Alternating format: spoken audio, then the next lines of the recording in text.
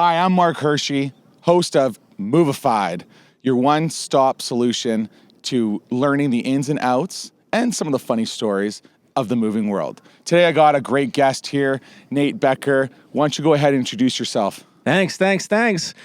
I'm Nate Becker. I own Higher Ground Moving in Bend, Oregon. Beautiful Bend, Oregon. If you don't know where that's at, it's directly in the middle of Oregon.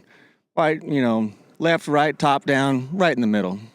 Been in business since 2019. Started it with my wife, who is in a meeting right now. She'd be here too. And it's been quite the roller coaster ride.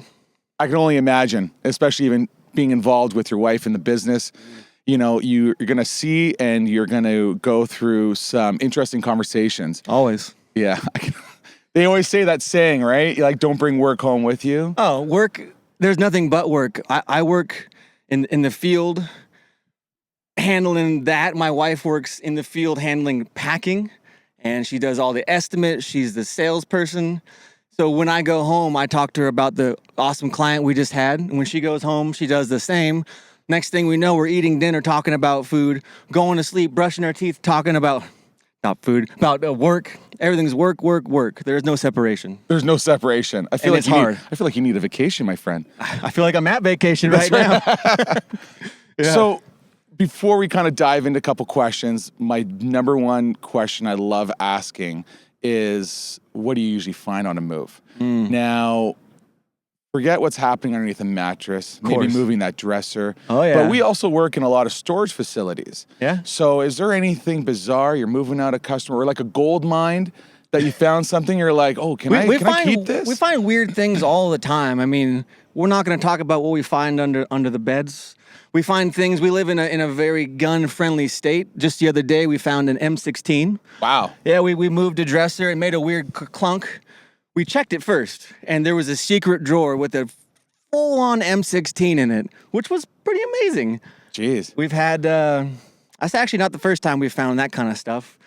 In storage units, it's just so strange to me when someone pays for a storage unit 5-6 years, and we open that up, and there's just knickknacks, paddywhacks, old VHS tapes, things that in my thought would be, why did you just spend thousands of dollars keeping this in here?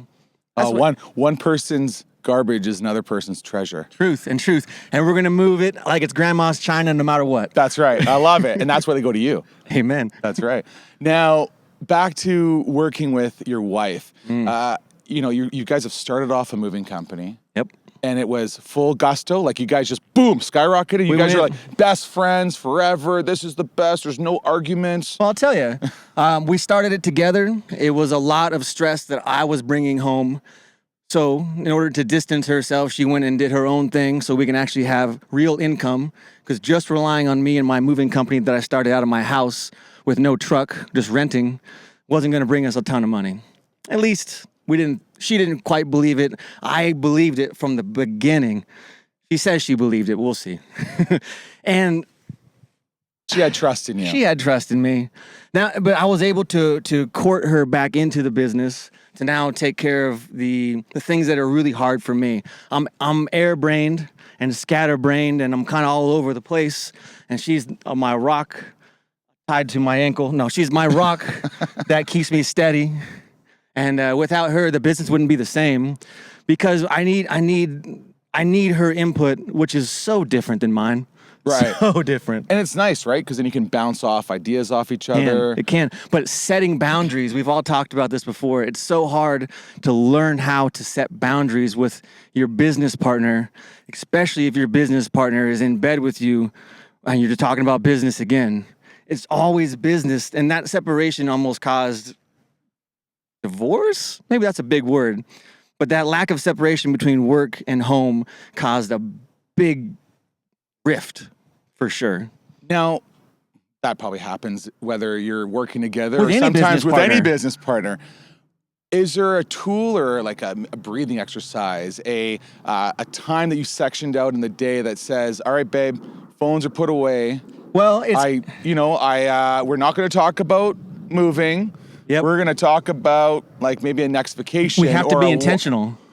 We have to be intentional. And there's time boundaries where we say after this time we're not, but then I don't agree with boundaries sometimes, and then I'll be talking about work after my work boundary time is, and she'll give me a code word like muskrat or shut the heck up, and then that tells me, all right, we're done talking about work. That's right. It's 8:30 at night. We're doing love time. We're looking at each other's eyes and thinking. You know, I think this is why my wife liked your wife so much, because My she wife's turned so to me awesome. and said, "Hey, you know what? I don't want to hear anything about moving. All right, phone's being put away. Please, like, let's just stop talking about it, Yep. and let's focus on another adventure." And sometimes that can actually lead into new ideas. It's the right? thrive and part not of even our life. moving, right? It's the thrive part, right? And then plan that next trip. You're putting that much time into your business. You got to also make sure you're putting that into the relationship as well. And that's it. And I hadn't been putting it into the relationship like I had the business until 6 months or a year ago when I joined this mastermind group, realizing that I actually have to thrive in order to profit. Because I'm poor mentality where I think I need that money. I need the money now. I want it in my hands without having any time for thrive. Right. And I this- love it. It's like profit, thrive, but You have profit in to life and business, right? And the and is the hard part. Yeah, for sure. I love it. Thanks so much, Nate. Now, My man. we're going to finish up this quick little mini cast. You got 45 seconds. You're stuck in an elevator with me. My man. I have no idea about moving. And I Gotcha. just moved to Bend, Oregon, but I'm looking for a mover. Yeah. How would you sell yourself? All right, man, we got a 45-second elevator ride. Let me tell you about what I do right now. I own a moving company, and you want to move, you got a 3-bedroom house, looks like maybe you got a couple kids, you got a whole life in there. In fact, you have your whole life in your house, and you're going to put that life into my hands, and I'm going to take that very, very seriously. Our guys are going to show up on time. We're going to let you know beforehand, before we even come over. We're going to come in there, we're going to wrap all your belongings. Everything is going to be protected top to bottom, no room for scratches. Everything's going to be treated like it is Grandma's China, because it just might be Grandma's China.